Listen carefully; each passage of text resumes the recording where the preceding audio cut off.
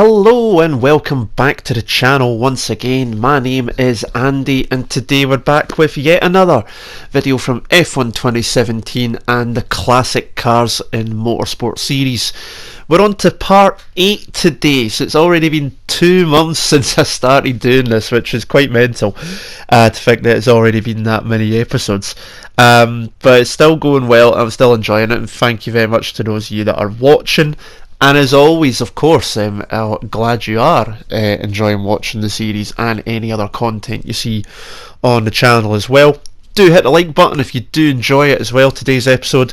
Comment below about today's car too and what you remember of it. And of course, if you haven't already done so, hit subscribe. And if you don't want to miss a video from me, make sure you hit that bell icon. Become part of that notification squad that everybody else goes on about across YouTube, especially considering they seem to be purging subscribers again from some of the bigger ones. So make sure you don't miss out on anything by clicking subscribe and making sure you don't miss out on a single video. But today's episode, obviously going back to last week, we were on to the first of the Millennium cars, the Ferrari 2002 car, and today we're on to another Ferrari. We're on to what is one of the more dominant cars in F1 history. 2 years later is another Ferrari, of course. It is the F2004. And this is a car that most people remember for a couple of reasons. The main one will obviously be Michael Schumacher taking his record 7th World Drivers' Championship, but it will also be remembered as well by some as being the last car from the dominant Ferrari era, as the following season Renault and Fernando Alonso would start picking up championship glory instead.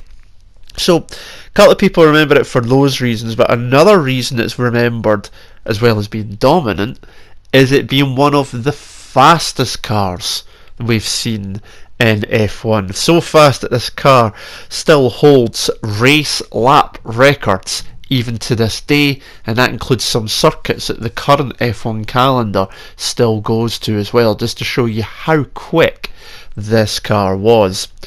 It was designed again by Rory Brawn, Ross Brawn, and as well with Aldo Costo as well, as Ferrari started to implement the changes that would lead to the future for when Brawn was due to step down from his technical director role to take more of a running off the team role moving forward, and obviously then he was going to move to BAR Honda in due course as well.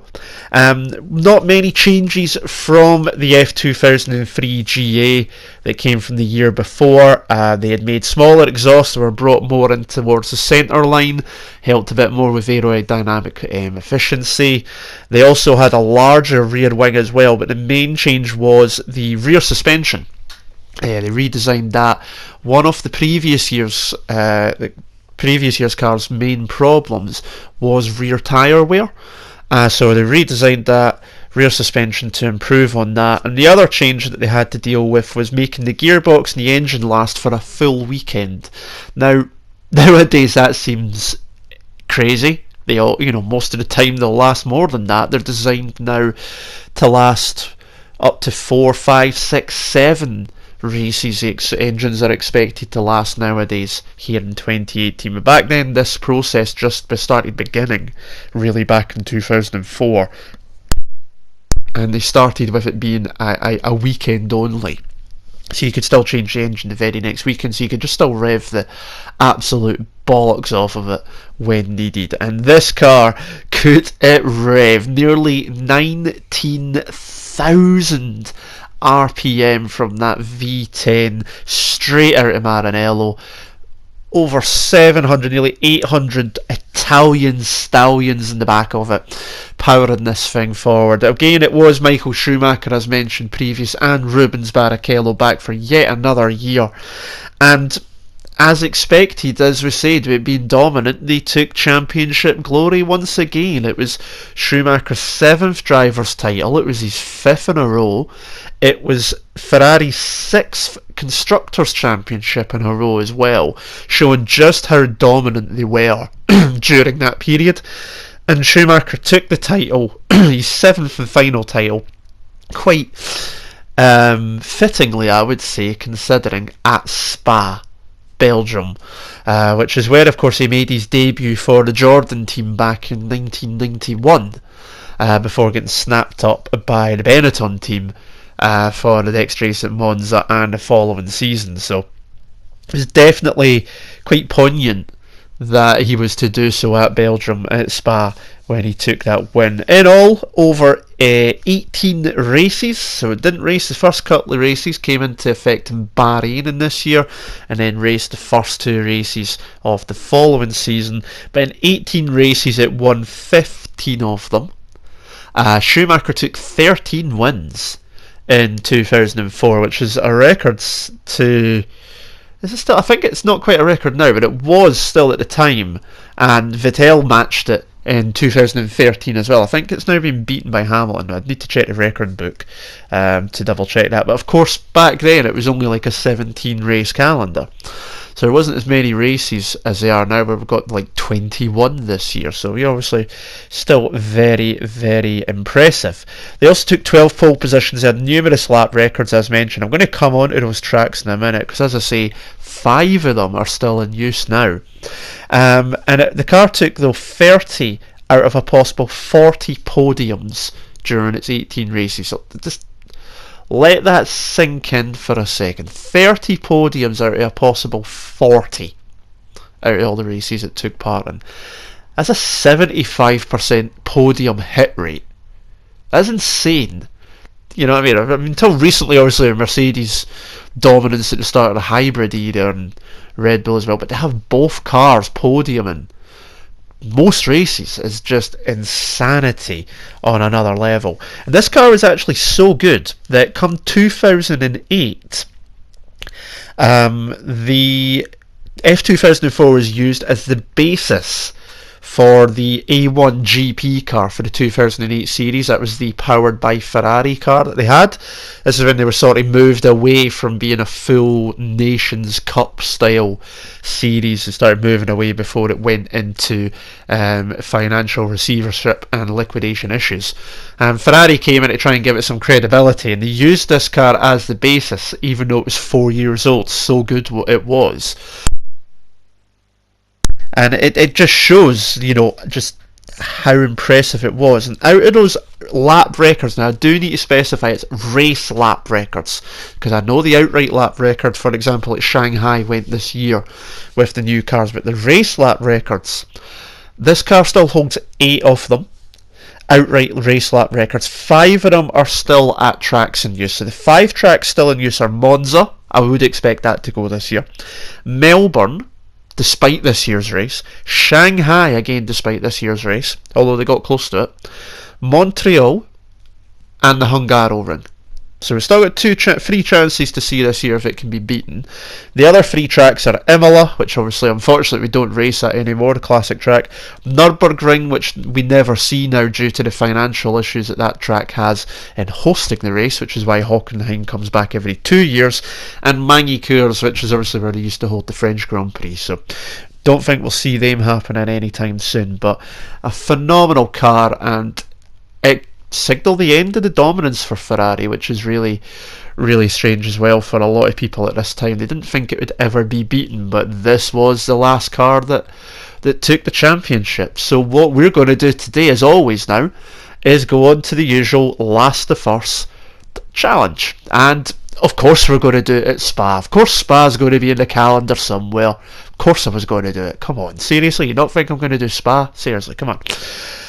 So this is obviously, as I say, where Schumacher took his championship. 7th win, he took the win that race as well, if I remember rightly. We're going to see how far up the grid we can get. Can we get onto the podium? Can we get first? Can we do it before the end of this series? Who knows? But we're going to have a shot at it again today, and we're going to get straight into the action right now. Let's head down to the grid.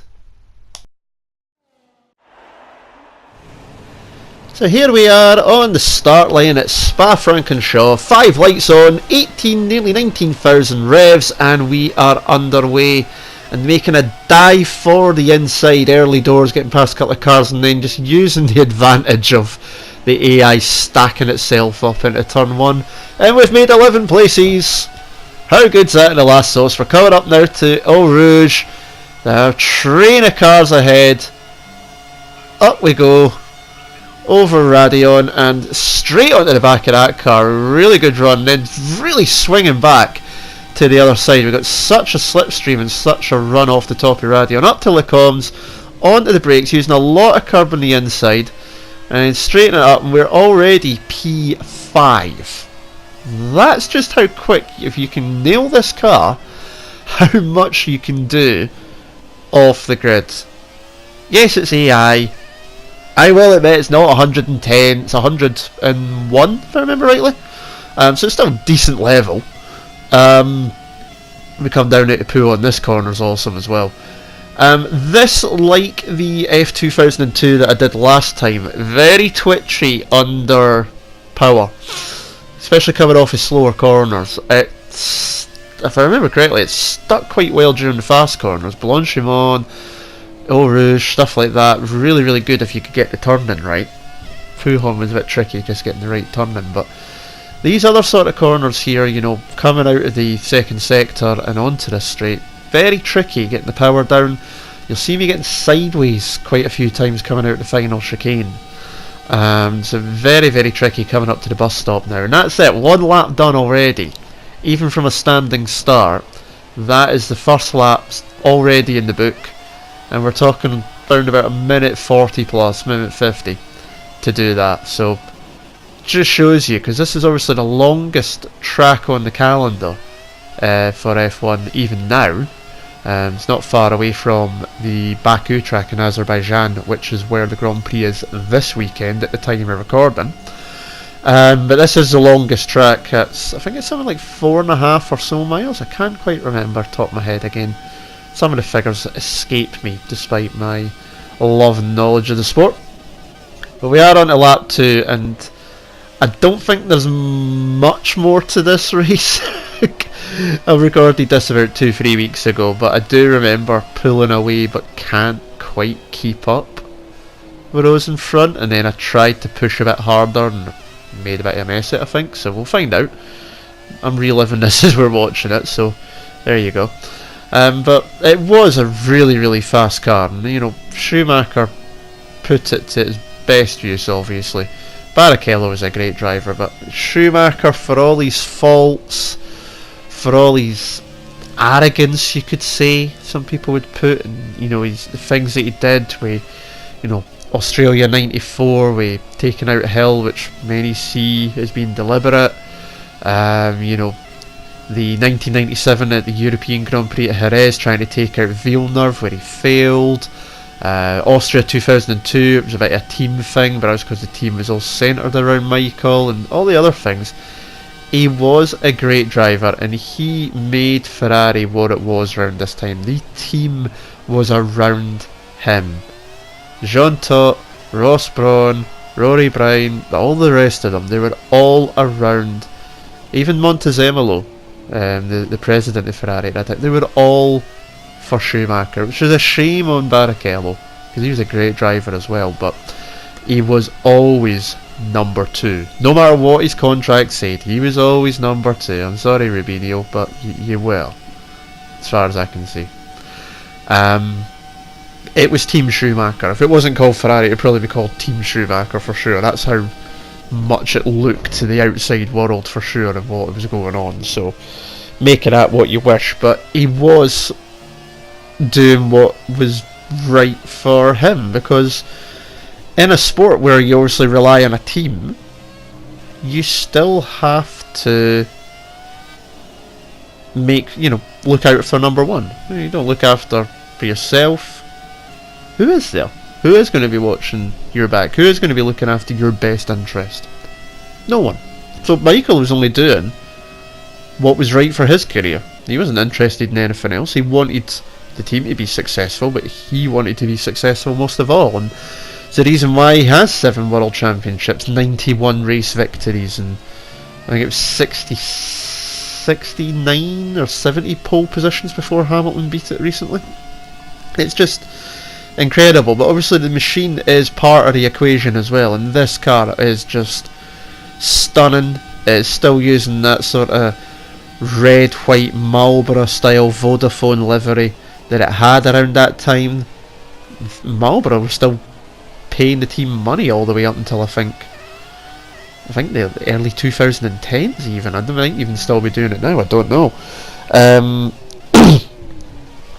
But it is crazy to think, but you know, the car is phenomenal. It's quick as anything. You can hear it in the game as well. It's revving up here to the limiter at like 18,700 or something like that. It's just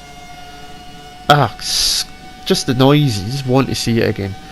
I think it was this car as well recently. Ferrari test drive, you could say in a sense. Mark Genet